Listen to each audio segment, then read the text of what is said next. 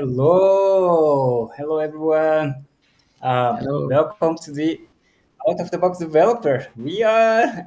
I've been out for two sessions, right? I think last two sessions, if I'm not wrong. I was on vacation. Now I'm back, and I'm full of energy and a lot of different experiences I was sharing on the backstages with my friends here. But yeah, let's go straight talk about today's topic. I just want to say hello Pedro. I will start from here and then go down. So hello Pedro, how are you? Okay, hello, Yogo, hello, everybody. Yeah, it's nice being here, and nice to have you here again, Yogo. We're missing you, but and yeah, this topic is always important. We have been talking to about some some career stuff, some AI stuff, and getting back to basics and talk about REST APIs and all the things we do every day at work is always important. So let's rock it. And here we have some very important people about the About topic. this topic especially, right? Great. Yeah. Yeah, you're right. I think it's good to discuss. Might be APIs, REST APIs might be present all the day, but it's good to discuss about the evolution of it and the problems that we had in the past. Because why we get where we are actually, because we think that it just born like that, but no, there's probably lots of issues that was trying to solve it. But yeah, let's go ahead here and say hello to Chila. How are you, Chila? I am fine. Hello, Hugo. Hello, everyone. I'm very happy to be here. And yes, welcome back, Hugo. Happy to see you Thank here you. again. And I'm looking forward to this tonight session to learn more about the Open API and how you can best use it. Cool, great. And you, Luis, how are you, man? Hello, everyone. I'm fine. Hey, Hugo, we missed you a lot, and you missed a really great conversation about interviews with Julio Fairmont. It was a Oh yeah, really great chapter here, a really great session.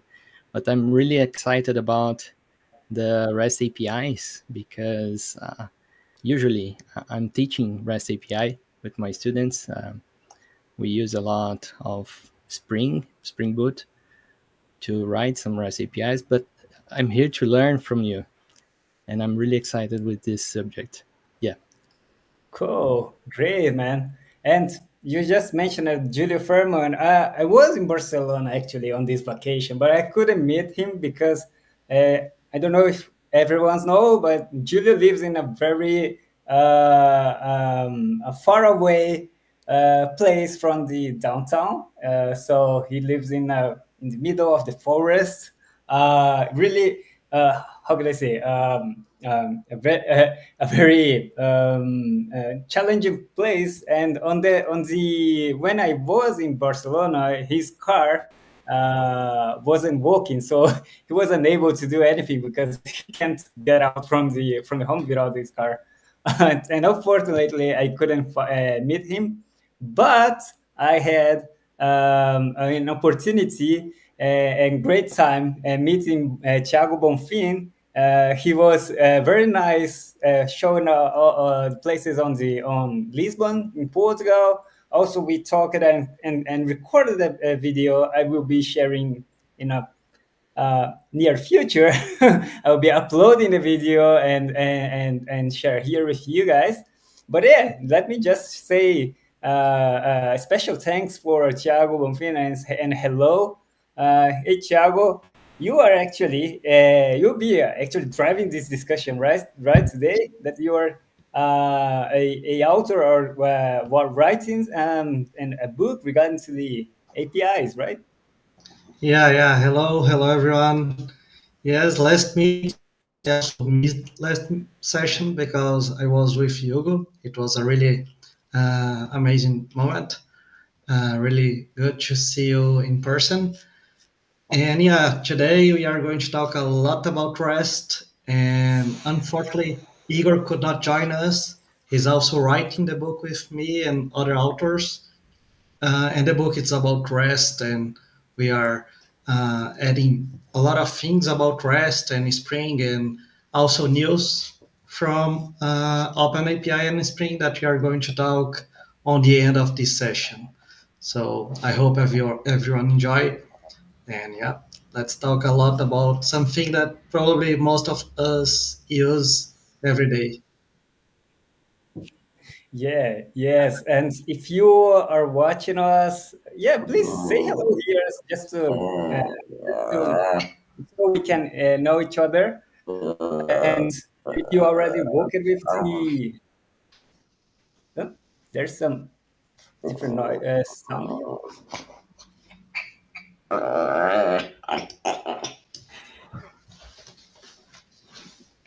Hello, what's happening? Quite. Is it Yeah, only me? Yeah, quite a strange noise, right? strange noise. Yeah, I have. Was Well, me? I don't. Sorry. I don't It's know. not here. Uh, but Looks like okay. a ghost. Yes, look like a ghost or a pig. I don't know. But yeah. So say hello with here on the chat. Place your questions. What kind of projects that you work that uses REST API? If you use Spring or Quarkus or any other web framework, it will be interesting to know. So yeah, from how do we start this discussion today? Tiago, do you want to bring some overview about REST APIs? How do you think it's interesting to start the Yeah. discussion here? Yes, maybe before we start talking about REST APIs and maybe best protocols and how things are going to be on the future, maybe we can start with one step back, talking Mhm. about the bad things that we have already seen, and maybe we can get these bad examples and then talk about Yeah, how for to do sure. things and things like that. So I don't know if anyone wants to start talking about one bad example. Uh, Write a SQL on the front end and get the data. Okay. I'm talking more about REST. But yeah, this is also bad. But I'm talking more about REST.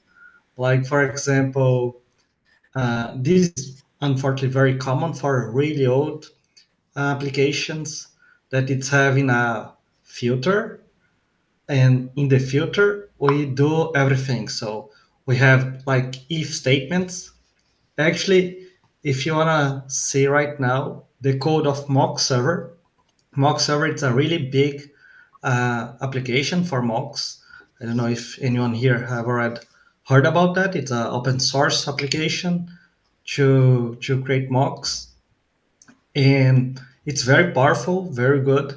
But if you look at the code and go really deep on the code, there is some kind of one single filter class that checks, okay, you are doing this kind of thing, so go here, otherwise go to this method, and this is how the endpoints works. Oh, yeah, I don't Just know kind of if anything else.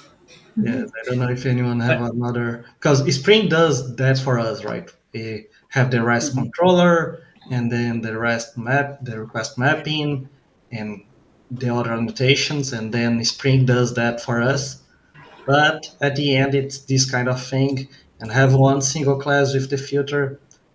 Yeah, it's not really good to maintain. may I? Go ahead. Actually, when we think about it, it's interesting to remember that the when before Spring or when Spring was created, when we had this big servlet that we called uh, this the servlet controller. What was the name? Oh my god, forgot the name of the product. Front front controller. Model view And controller. yeah, but there's was a name for the specific controller. I think it's front controller. And this controller, when it was a servlet that receives all the requests, and then it routes for everything it needs. So when we had like MVC, it's just routing for the pages, right? We had created and the very beginning of Java.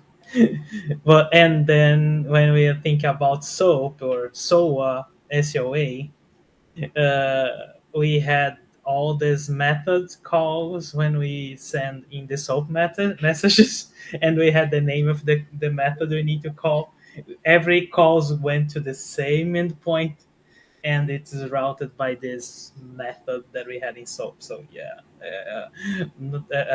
not good to remember times. Yeah. And the same, anyone in the chat, if you wanna also share some experience, some bad experience, go ahead. It This was is bad like experience specifically with REST APIs, right? Yeah. Cool. Luis, I think you wanna say something. yeah, this is like using get for everything. Like before Leonard Richardson's maturity model, like right? Yeah, actually, SOAP it's post, right? That But was yeah, actually for very REST, good. Yeah. usually it's only both post and get. This is was the most common before the maturity model. So yeah, I don't know if everyone have this kind of experience, seen only Yeah, these two methods.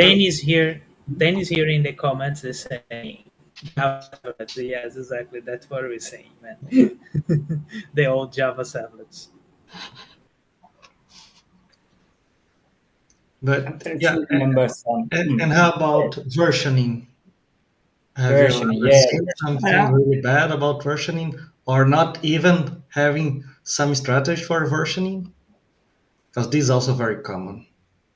yes, yes. Versioning, I remember, but we instead of versioning the same APIs, we just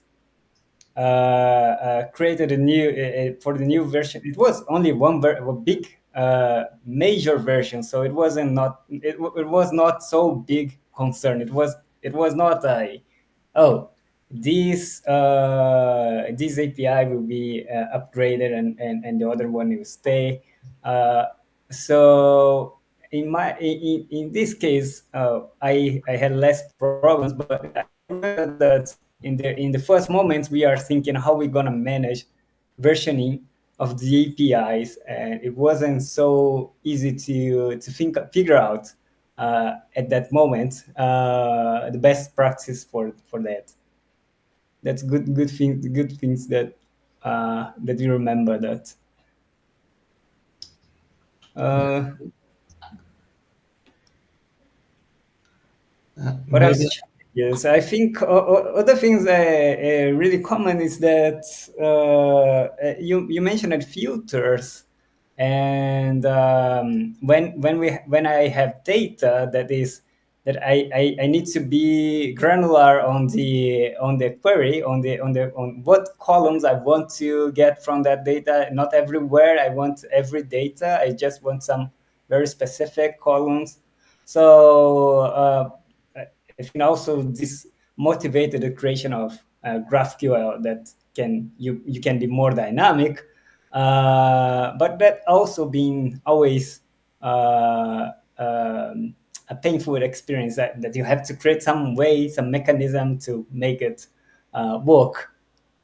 Usually, I do send a filter object that can specify the filter, so I can get back some specific data or specific columns of that data.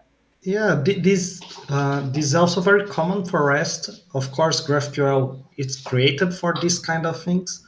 However, we can also have some APIs that have this maybe fields parameter that you Yeah. pass all the filters, all the fields, and then you do the projection in your database or somewhere, and then you return only the data that you really need. Hmm. It's also very common. There are some big, for example, for telecommunications, there are the TMF, and this is a standard for creating REST APIs for telecommunications, and they try to add this kind of field, the the fields parameter, so you can Mhm. pass everything, every data that you want to get back from the API, because this is also another maybe mistake, returning everything from a REST Yeah, API, and then it's pretty hard to. that was a problem, and like the get the single controller for every request, I think you lose the control over the data that you are exposing, right? and and that is a problem, because after that, after you do, if you do it once, you already doomed it, because you don't have control. If you take out any parameter, you don't know if someone is using or not. It's so that's uh, some problems when you go to this path, especially when you have to create public APIs, right? That other people can use it. So yeah, you're gonna be you're gonna have to think very well when you do that. Can I ask something about that? If this selection of attributes of parameters becomes a pattern, can you use the DTO pattern, or it's not a good practice? I don't know if you're talking with me or you, but I don't think there is any problem using DTO, because you can configure so all the no fields will not return the data. So the goal is to populate only the fields that you really want to. Actually, I don't know what to use, but it's very common also to use the if you're a Java programmer, using a plugin in Maven to generate the class from a Swagger file. And it's good that we start talking about Swagger, because we are going to go to this path, but we can still discuss a little bit more about some problems before going to Swagger and OpenAPI. I don't know if anyone have another question or example. I think Dennis here on the chat, he mentioned it. A big problem was when a default value for a property that I was not setting changed. And yeah, that's true. And probably the same thing. I don't know if Chuck would add some comment here, but it's the same. Maybe if you are not using, it's the same idea of uh, um, oh, but it is that you use but was not setting. Okay, yeah, maybe that's different Yeah. scenario. No, I think it is a versioning stuff. So you're using an endpoint, you're Oh, cool. setting anything, and then we're using the endpoint, and the version changes, and then the new version, this value is different, but the default value is different, because and then something change behavior in your application just because you didn't set that value that defaults to something and now defaults to another thing. So this is a change, a version change in the API. It happens. It happens quite often, actually. And that more difficult to track, right? Because usually when I see changes on the version, it was on the structure of the API, not exactly on the Yeah, data that you are sending. So yeah. But it is. actually, it's a really difficult way to understand the versioning stuff, because when you change behavior, you're not changing the structure, right? Mhm. But changing behavior is actually a change, Yes, and it is. this is not and when you as a API developer change behavior of your API, it's a problem for your clients, right? Even if you don't change the structure, actually Mhm. even worse, you don't change the structure and you change behavior. What in your clients doesn't know what to expect anymore. So yeah, it shouldn't happen actually. But it happens a lot, right? But it happens a All the lot. time. Hey, Thiago, since you mentioned Swagger, we can always talk about lack of documentation or poor documentation, right? Okay, So maybe we can switch this thing and talk about the opposite. So, how about doing API first? Maybe you here on the chat, if you can please share if in your current application, your current project, if you do API first or not, and just do giving a really brief about that. API first mean that you start doing the API, so you can open, for example, editor.swagger, and you can start creating the documentation, the OpenAPI file, and define the endpoints, define the input and output. And after having this thing done, you can share that with the front end developers and also the back end, and both can work like together because both agree on the same contract that it is this documentation. I don't know, Luis, if you agree with that, and if Pedro, I think Pedro has a question. No, I have an example. Oh, Okay, okay. yeah, I think I've worked in both sides, like creating the API first or creating the code first, right? Both has some, at least for me, what I like it when I have to create the API first was it helps on parallelizing work. When I did that for the first time, we created the API, all the schema using Swagger in our case, and when we finish, we look at it, and then we agreed with front end guys. In our case, front end was accessing our API, right? And then everything was okay. Front end liked it, the idea. Then the clients were generated correctly, and okay, cool. Now we can implement that. And then we start implementing, and the team gets parts of the API to work, and it was really cool. So when I worked the opposites in the opposite side, it wasn't there. It wasn't like that because we didn't have a way to coordinate that. So we had to create that before, and then the front end could work after that. So yeah, uh, just one one thing in my experience. I like to use the API first, for example. Yeah, of course, this always depends. Like Dennis share here on the chat that he usually does the database first. This is also something that happens a lot because sometimes you do not have the database and the model uh, already defined, and then probably you need to define first the model, the database, the schemas, how it will work, because the data is the most important thing. So yeah, maybe in this case makes sense. Yeah, my experience is together with Dennis. Mostly, we do create data modeling first. It is the most complex part we have on the project I worked. And then one thing interesting about the front end application, maybe as you said, it depends because on our case, our team it is a small team for each project, and they are always two together, right? So it's so the front end team is not a big front end team that you have difficulties to communicate with each other. It is they are all together, so they talk together and say, "Oh, I will need this, and that," and they create a mock server for while they are developing the front end.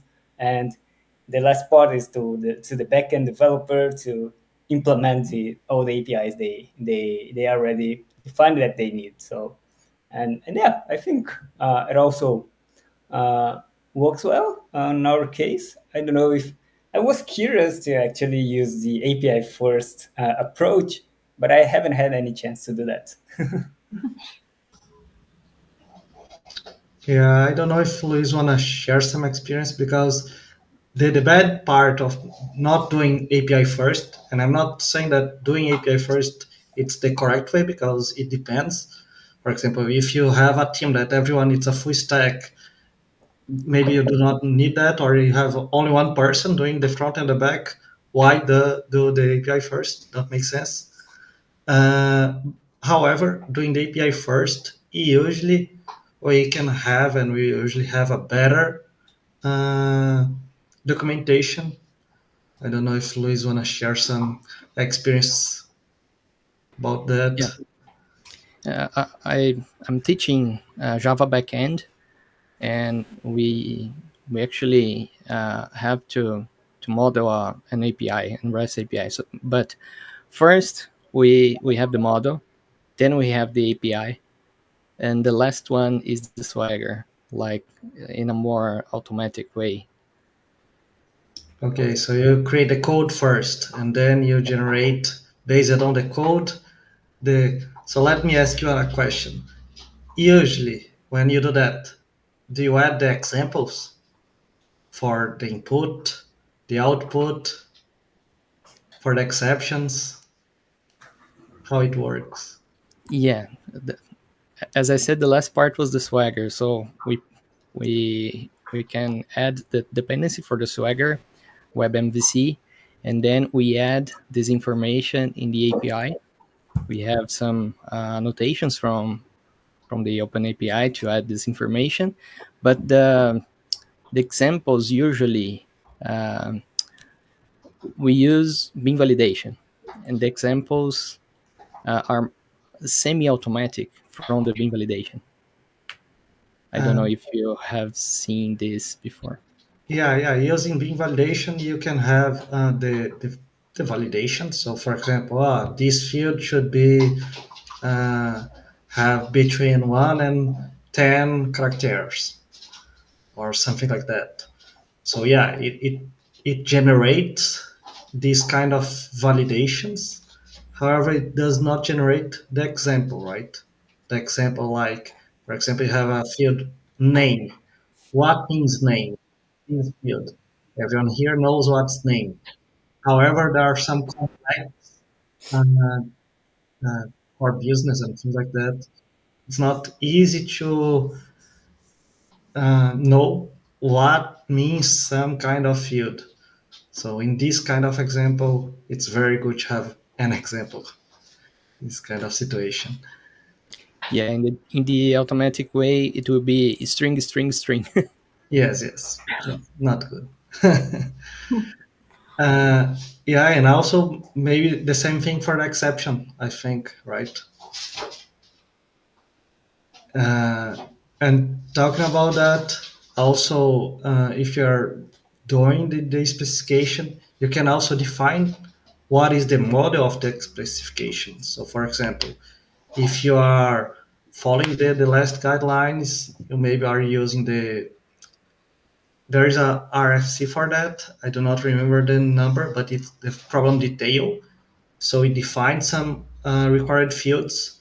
So every problem, everything that it's an error, let's say 400 or 500, anything that it's an error, you throw this error following some fields, some required fields, like the description of the problem, the status of the problem, and some other fields.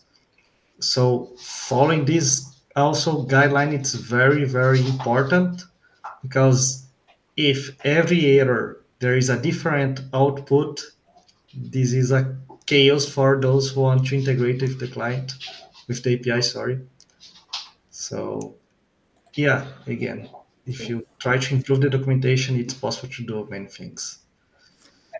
I think not just documentation, but probably if you start with the API first, it will help you with the design of the API, right? I think you start to have this how what kind of resources you will expose and how what patterns you will expose. Maybe you will reach this design in a better way. I'm not sure if it is possible on the very beginning when you have the less understanding of the problem. Um, But yeah, but usually you start from I don't know. I think it's the same way when we do TDD, and before starting to implement anything, you try to see understand what is the requirement of that API, and then you will end up designing it first before starting to implementing it. But yeah, I understand when some of these advantages. I think it's the I don't know if it depends also on the person that is on the professional that is implementing how deeper he already understand the problem to be able to do start from that. Yeah, yeah. I think it's very important for if you wanna design the API first, you need to understand the business and things and how it works, how the domain works, because you need to understand what you are going to receive and what you are going to send back, so the input and the output. So I think it's not something that I don't know, Pedro, if you disagree or agree with that, but I think, in my opinion, in most of the case, it's not done by the backend developer. It's not a task for the backend developer. Usually, it's something done with all the team. So it's not one task for to be done only for the backend. It's not the backend A get single person the at whole API and say, "Oh, it's done." It's something that you need to check and understand. And okay, do you need this field? Do you need that? And how it works? How it should work?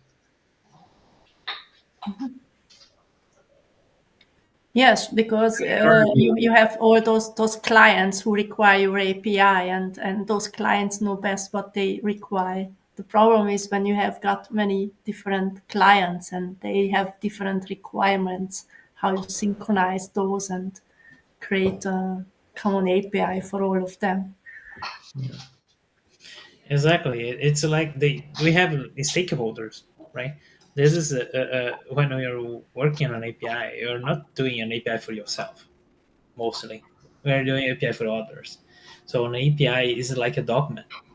So if you create the API first, we can like work on this document like before we start implementing or while you're implementing. Not exactly at this point, but at least you can use this as a discussion point, and then we can get agreements when it, depending on the bureaucracy of your organization. It may take a while, and it may be like take take a lot of discussion. I remember when I'm working on a big telecom company, creating an API and because we had an API that has a standard, right? So the API has a standard and it has some customization on top of the standard.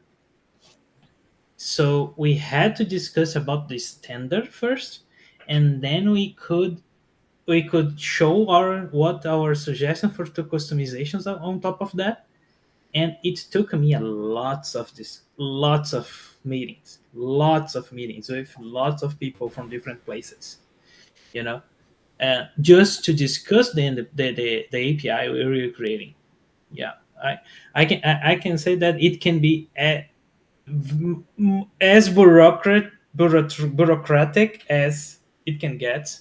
But of course, as we said, it depends on your case. This is what it would be like a telecom stuff that has standards and that has roles and has lots of companies working on the same thing. So and lots of different kind of clients that we would be integrating there. You can measure bank, you can measure telecom, you can measure all these big verticals that has this kind of standards. So in this case, working in an API first is not only a possibility, but it's a mandatory. Yeah, yeah. And like you said, it's sometimes it's so hard to change the API that it's the same thing as changing the database. The database, it's not something that should be done by a backend developer and he define the model and it's okay and it's done without talking with anyone. If this is the case, something it's bad in your company, I think. But if you are define everything alone, the database, the schemas and things like that, I don't know, maybe it's not so good. You should have at least more people talking about the data or if the company it's only you, so this is okay. But yeah, the REST API is the same thing. There are many companies that earn a lot of money doing REST APIs only.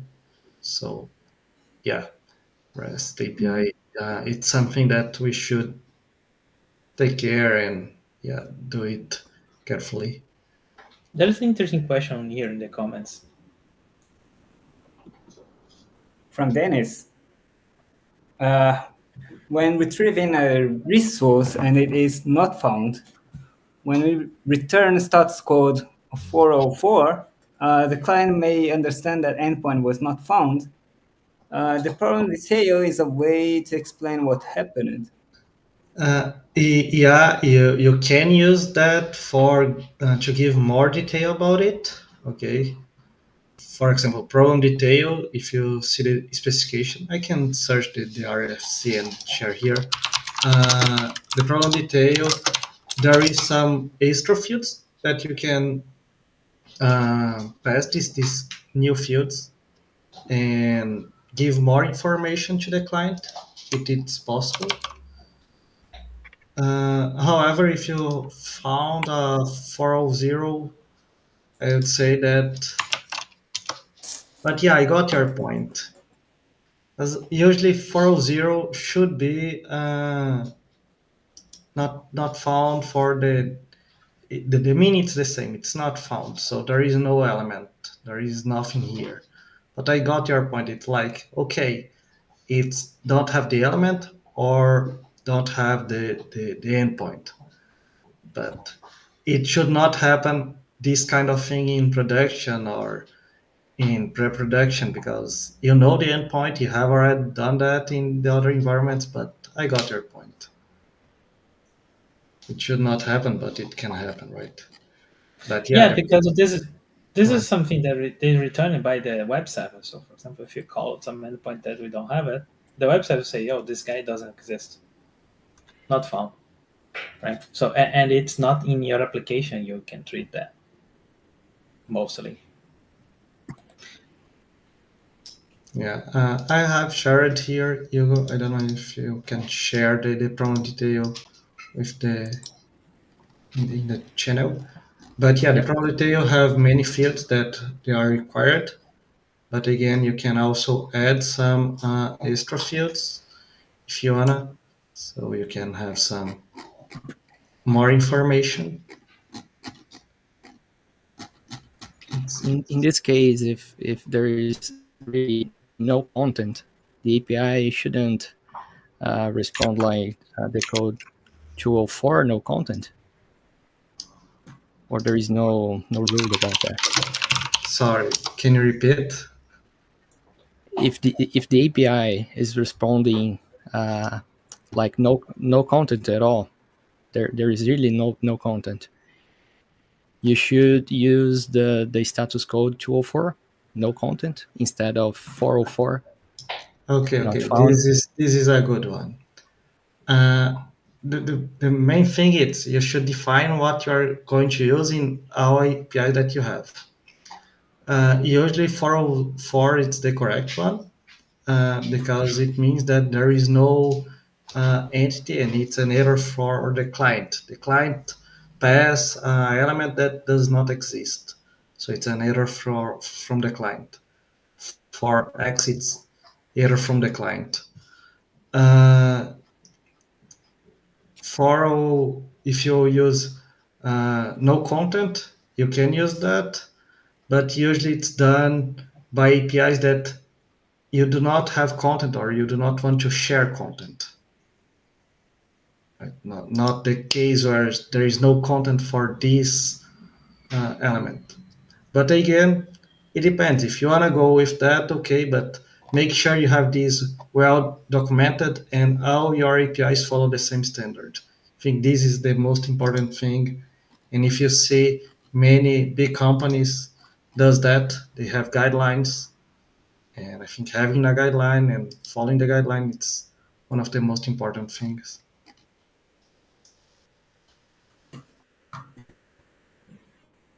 I've opened here the RFC that you sent. Do you want to talk a bit about it? About it that is shared on the. I share it on the chat, but it's Uh, so I would suggest we discuss more about the swaggers instead of this, because this is a really detail about the thing. okay. But I think talking about swagger is much more important than this. Cool. We are not hearing you, Chuck. I'd say that because you have shared, maybe you can only show the example, but it's like Pedro said, it's really simple. There is in the right in the table of the content, we can see the fields, and if you also search in the Spring, you can see that Spring explained also the things each field. So it's not really hard to understand the problem detail. But talking about OpenAPI and Swagger, uh, we're talking about we talk a lot about Swagger and OpenAPI, and we usually talk about both at the same time because sometimes it's hard to know the difference between them. I don't know if anyone wants to talk a little bit about that, or do you want to hear a little bit about history? What do I you think prefer? Yeah, please. earlier Swagger was the specification or something like that, but it has been changed. So OpenAPI is right now the specification, and Swagger is just a couple of tools, set of tools you can use for that. Yeah, you are right. We have many tools from Swagger. We have the editor, we have the Swagger UI, and have other tools that it's not very common, but we have many tools. We have a tool to do diff between different versions and things like that. And yeah, what happened is OpenAPI now is not now. It happened after Swagger. The OpenAPI was part of Eclipse, no, sorry, from Linux Foundation. So it's a open source project. Uh, it's something for the entire world. So it's something that should be used by our application. So every application, every company follow the same guideline, and following the same guideline, it's easier for every developer. And these why have guidelines and standards, and this is what happens. And this starts on OpenAPI 3.0, if I'm not wrong, and it keeps improving. I think, if I'm not wrong, the OpenAPI 3.1 dot something was released this month, so it's still improving. However, the structure of the OpenAPI, it's not maybe the best one. Sorry, saying that. Really? It's not. Yeah, it's not Uh, the best one. do you think it's Hello. interesting to share? Oh, my internet is. I'm. Do you hear me?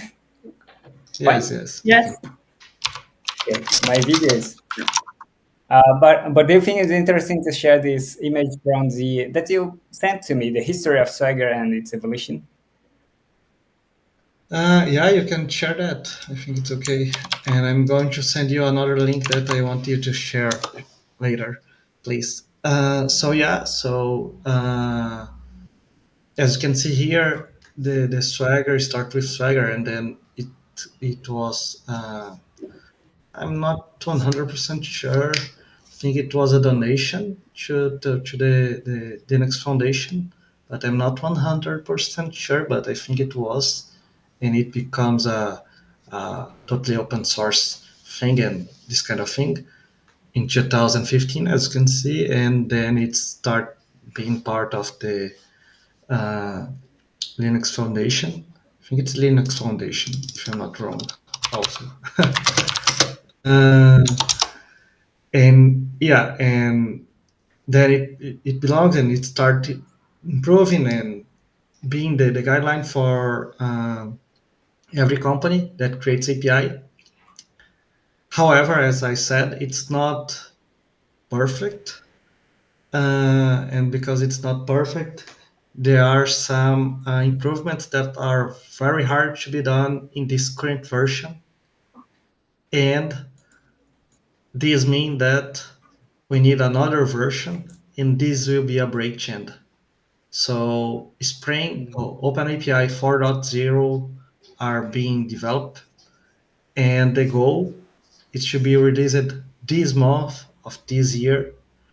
I don't know, Yogi, if you can open the link that I share here. This new one, it's the OpenAPI Moonwalk, and as you can see here, the idea is to be released, the launch it by the end of 2024. If you scroll a little bit more, I think it's the second paragraph. Yeah, in the end, by the end of so this or next month. Sorry, I thought it was this month, but maybe next one. But yeah, it's as you can see here, an aggressive goal to launch that, and this will change a lot. The specification will change a lot, and will bring more features.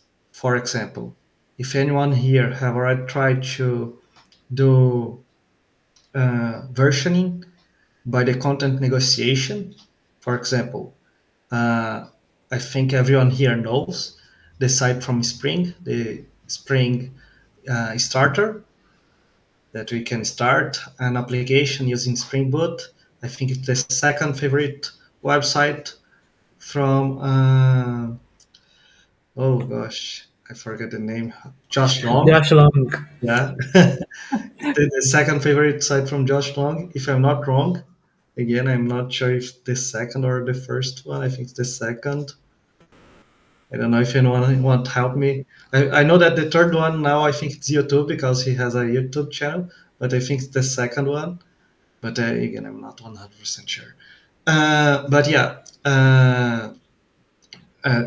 these Spring Boot application they start from Spring Boot use content negotiation. And if you want to use content negotiation versioning with Swagger UI, it does not work very good.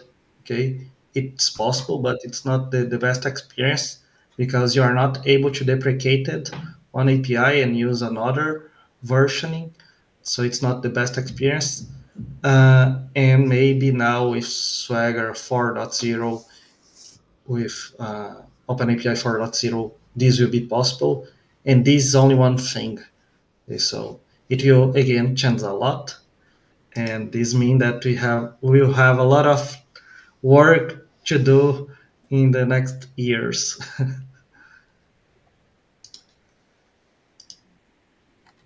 I don't Yeah, that's interesting. I didn't know that they are planning this. Oh, they have this roadmap to upgrade and breaking changes.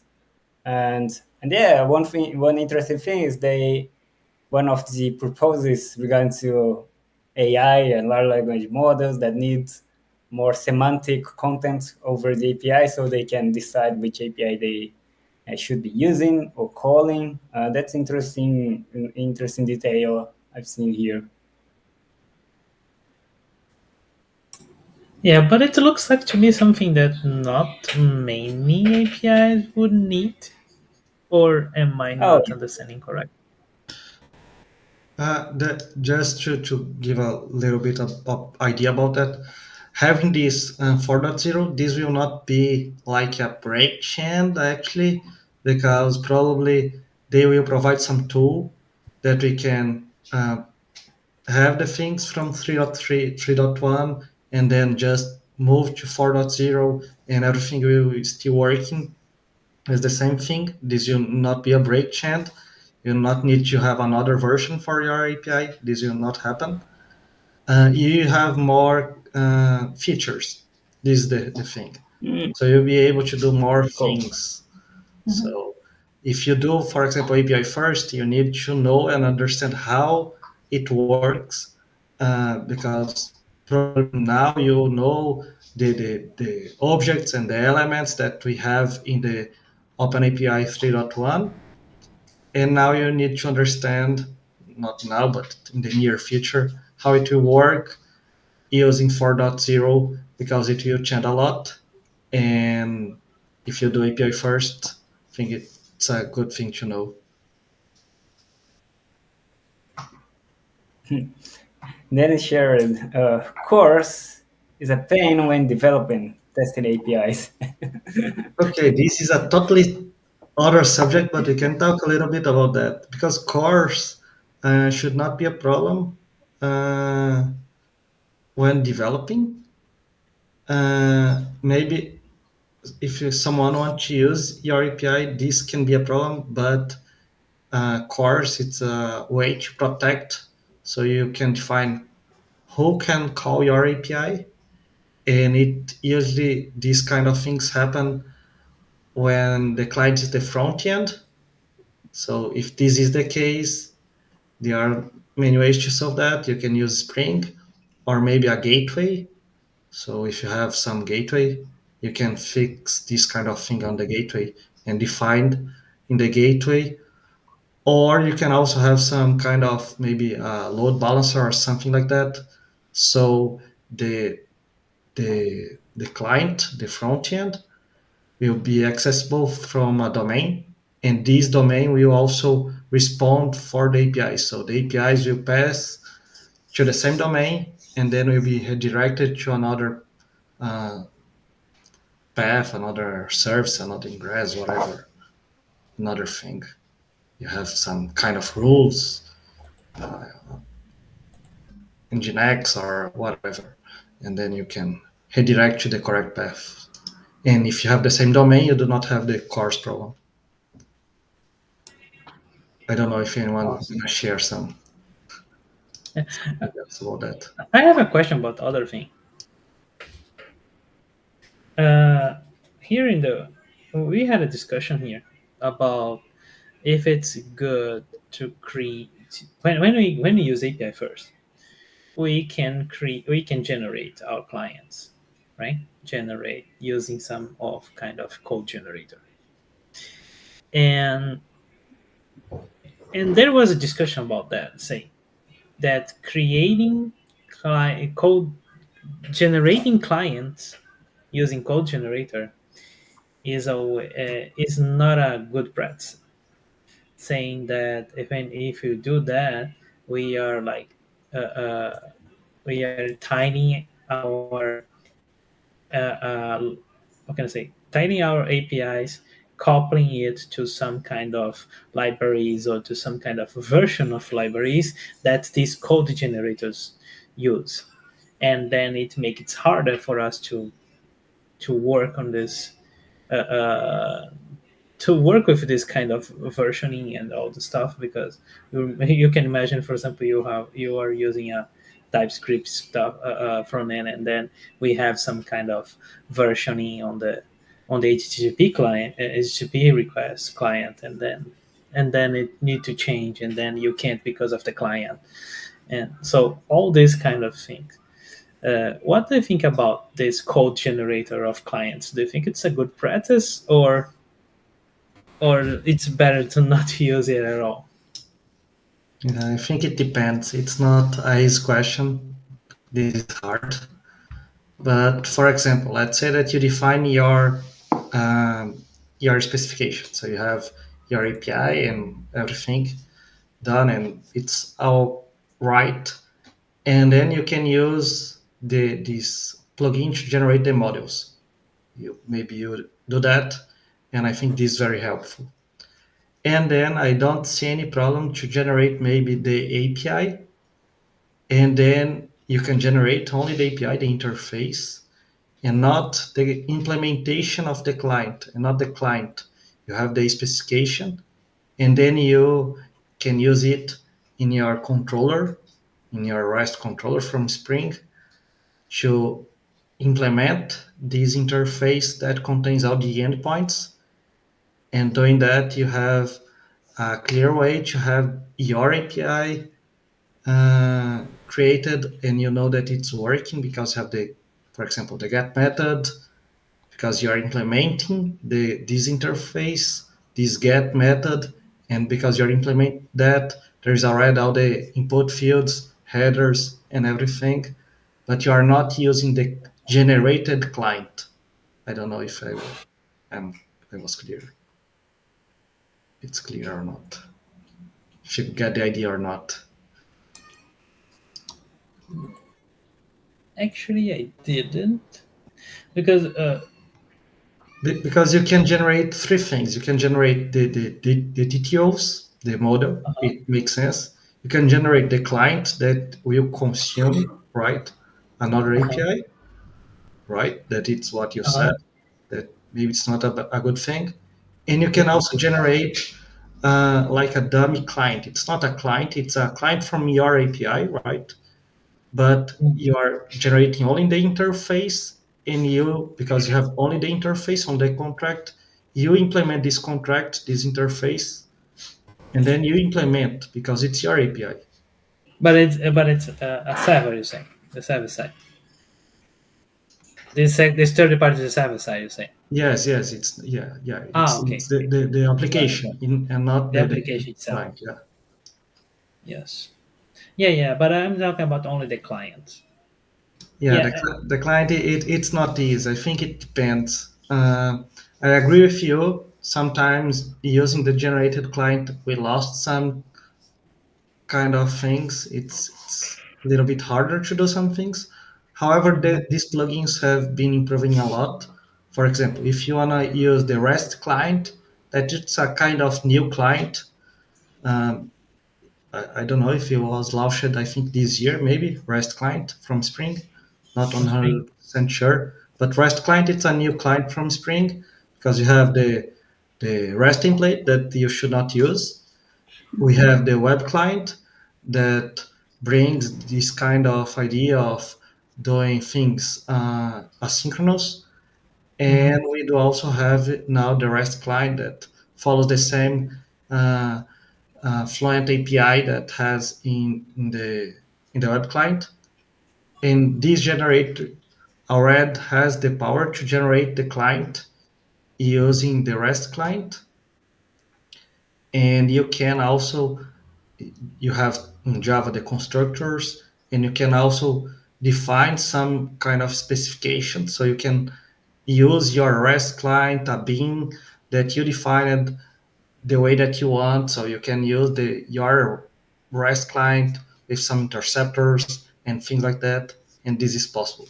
So again, it depends, and the answer that I will give today maybe will not be the answer I will give in the future because these plugins it's keeping improving, and I don't know, I'm not sure. So yeah, it depends. But I agree with Peter. If you do not have control of it, if it does not give you value, if you do not Mm-hmm. trust, if you need to do something that the tool does not give you the power, maybe generating it's not the best idea. Yeah. I've had problems with generators, but it was generators implemented internally from some other company that we inherited the project. That was much painful than using something that is available in the market and follow some specification. Um, like I think I'm totally okay by using Open API, not OpenAPI, Swagger's solution, since it's known by many, it is available on open source, and you know that won't be.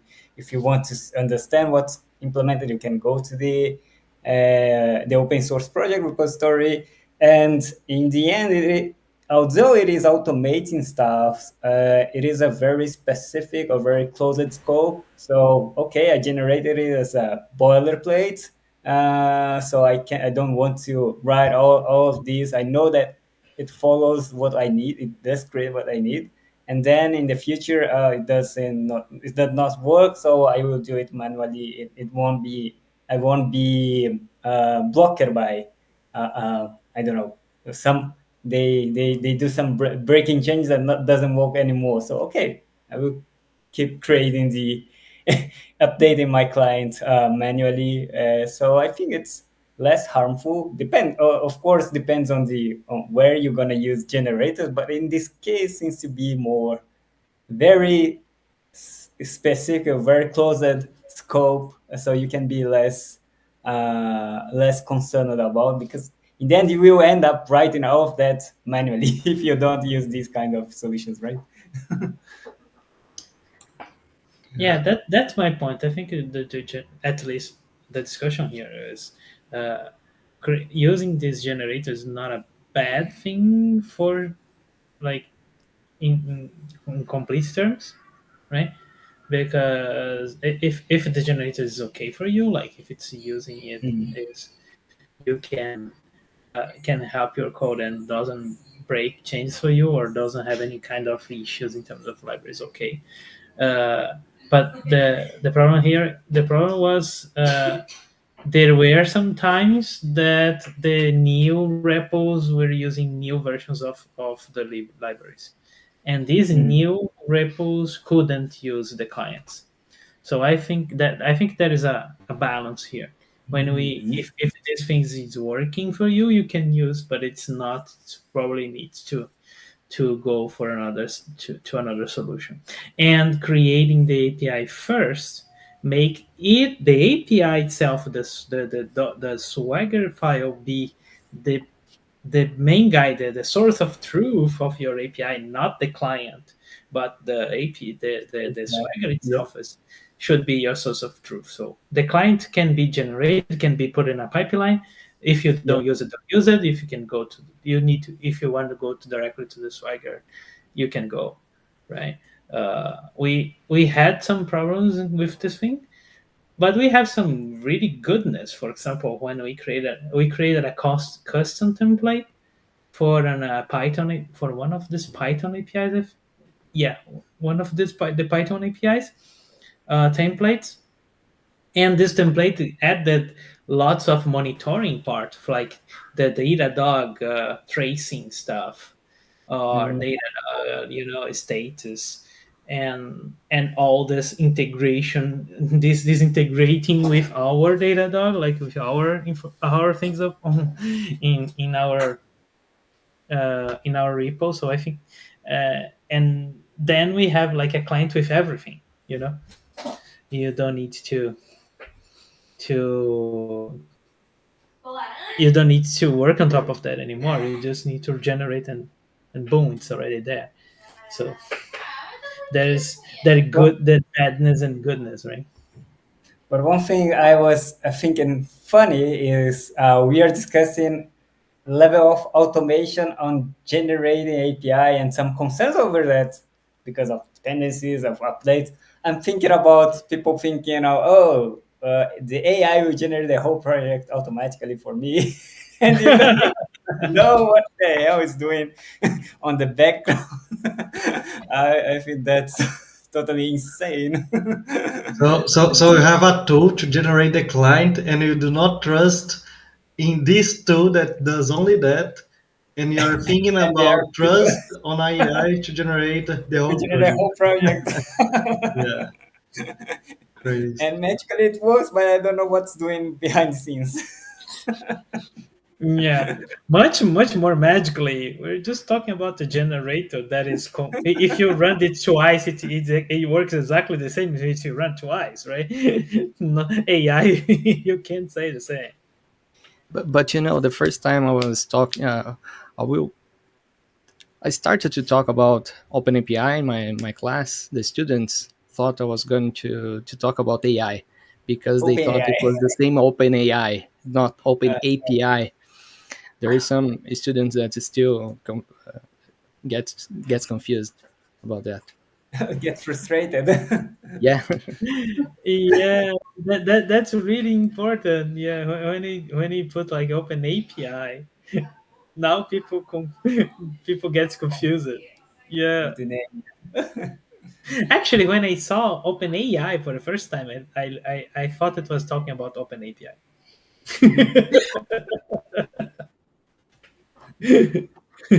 I didn't get frustrated actually. Uh, Thiago, I have a question for you. You mentioned that Swagger has a lot of tools.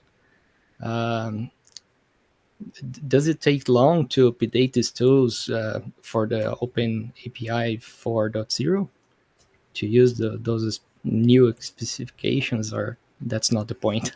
This is a really good question that I am not able to answer because the 4.0 was not launched yet.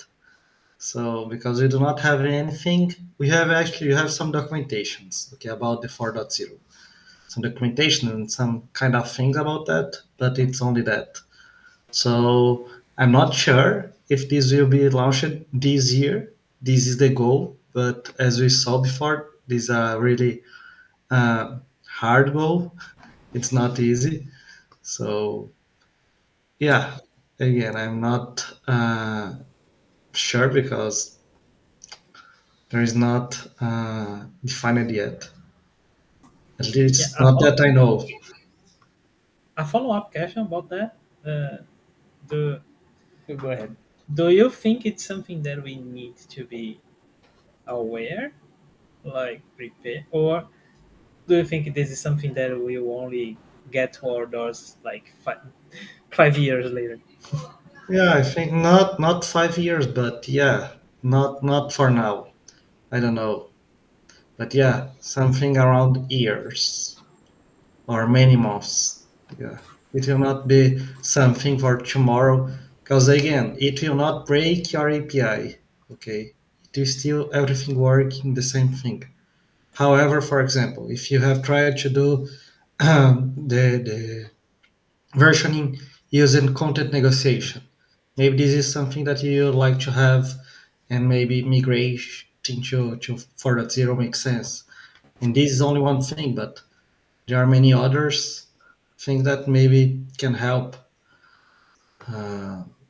for both. Okay, for generating the Swagger UI, so you will be able to have more features and also the generating client and things like that.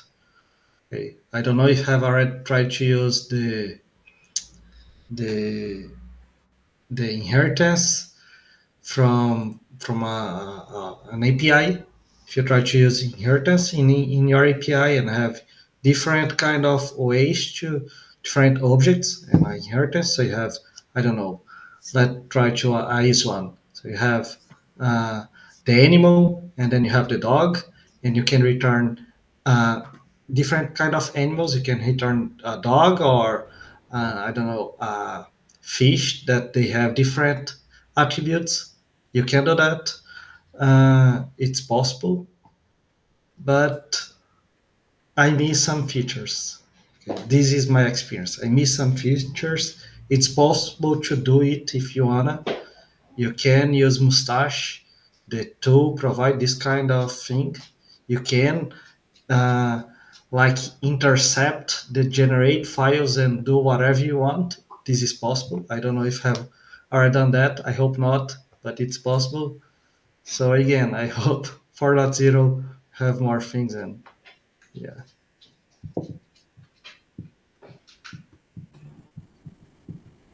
Cool. I was sharing here the page of Swagger with the tools available for open source. The Swagger editor, Swagger CodeGen, and Swagger UI. If someone here never had chance to look at it, mostly I just use the Swagger UI because yeah, I do follow the same as Daniel shared here, database first, and and then we do create the documentation for the API. But yeah, it's interesting. I really want to try out. I don't have also these. We always have one client on the our applications for a single application, not a library or API that we accessed by different. client. So I think that's one thing may make sense for using CodeGen if you have to create the same client for different platforms, right? So I need to create a SDK for Java, for a client for JavaScript and Python, so you can use this kind of solution. Yeah, we use this guy actually. That CodeGen. when I talk about, yeah, when I talk about code generator is this guy I was talking about. We use for Python and TypeScript. Cool. Um, yep. So I think we already passed some minutes from our usual time to close.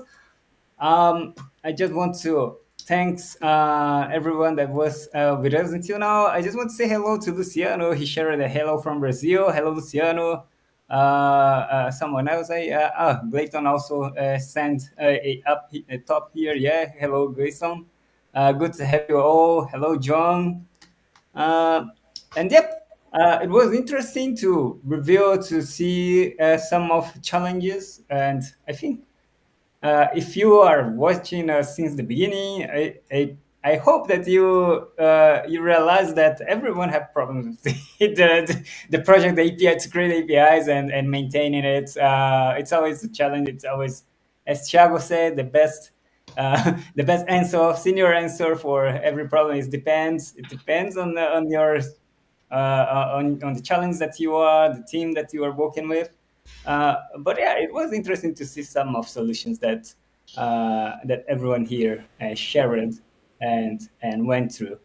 Any last words that you would like to talk to say to everyone?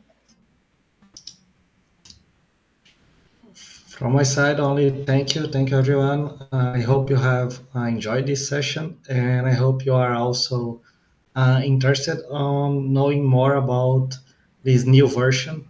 Again, it's not something that you need to know as soon as possible.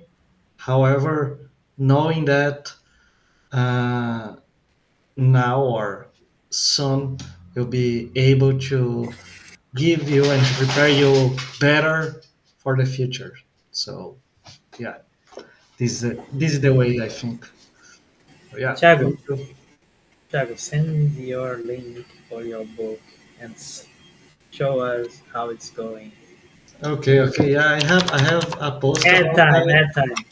add time. I can share. I have a post about that, and maybe I'm going to share more about that. And like you said on the beginning, I'm also writing a book about REST. So maybe on the near future, we hope to release this book maybe this year. So in the near future, maybe I can also talk a little bit about that, and who knows, maybe also share a copy. We can see. But I'm going to share here a link. I have a blog. I'm posting about that and other things. So I will post here, and maybe you can share. I have a post about this 4.0 and also other things, many things that we talked here.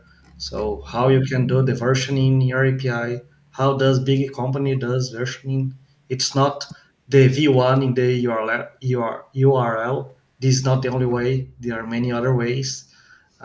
If you see Microsoft, they recommend maybe using the carry parameters. Like I said, Spring use content negotiation, so yeah, it really depends many ways to do things. So yeah, thank you, Pedro, for uh, remembering that thing. So if you wanna stay tuned, if you wanna stay tuned about that, you can subscribe for free, and I'm going to post more things about these kind of things. Cool. Oh, so you have a newsletter. Yes, yeah, What the it's name it's of your kind of newsletter? blog That's nice. newsletter. It's Mhm. similar. I do a post every one per week. Wow, that's great, Every, man. every week, every Sunday, You this is create the some day to content. read the news. Perfect. That's awesome. Great, great. Okay. Any other words from Pedro, Chila, Luis would like to add here? Yeah, All fine. as expected, I learned a lot from the session. So thank you everyone who shared experience here, and I'm looking forward for the next session. Yeah.